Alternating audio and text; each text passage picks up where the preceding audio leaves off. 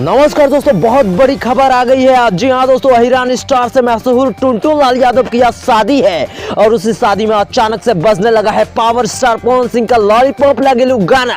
जी हाँ दोस्तों, power star से जलने वाले टुनटुन लाल यादव का शादी में अचानक से पावर स्टार पवन सिंह का गाना बजने के बाद ले लिया गया है बहुत बड़ा कदम। पूरी अपडेट बताने वाले इस वीडियो में।